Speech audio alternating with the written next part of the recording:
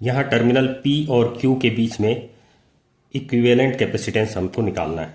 यहाँ 4 metal plates हैं, ये पहला, दूसरा, तीसरा और चौथा। इनमें से हर एक का प्लेट एरिया A है।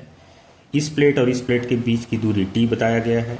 इस प्लेट और इस प्लेट के बीच की दूरी 2D बताया गया है और इस प्लेट और इस प्लेट के बीच की दूरी T बताया गया है।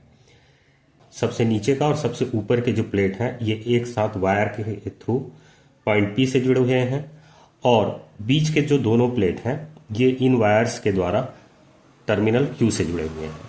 तो हमें पहले ये देखना होगा यहाँ कितने कैपेसिटर बन रहे हैं। तो यदि हम इसको सेल के प्लस से जोड़ देते हैं तो ये वाला प्लेट प्लस हो जाएगा और ये सबसे नीचे का प्लेट भी प्लस हो जाएगा, और इसको हम माइनस से जोड़ें तो ये बीच के दोनों प्लेट निगेटिव प्लेट हो जाएंगे।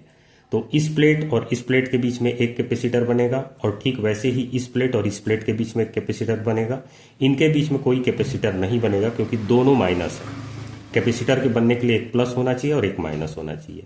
तो इस प्रकार से 2 कैपेसिटर बन रहे हैं, एक ऊपर में और एक नीचे में, और दोनों के प्लस एक साथ जुड़े हुए हैं और दोनों के माइनस एक साथ जुड़े हुए हैं, इसलिए पैरेलल कॉम्बिनेशन हो जाएगा।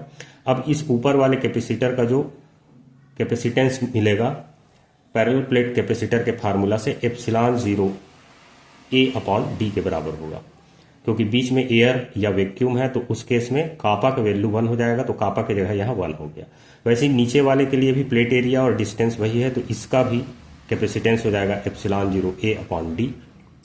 अब 2 कैपेसिटर यदि पैरेलल कॉम्बिनेशन में हो तो उनका इक्विवेलेंट कैपेसिटेंस का फार्मूला होता है C1 + C2।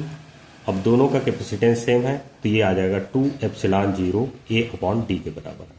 तो इस प्रकार P और Q के बीच में जो इक्विवेलेंट कैपेसिटेंस होगा वो 2ε0 A/d के बराबर होगा। Thank you.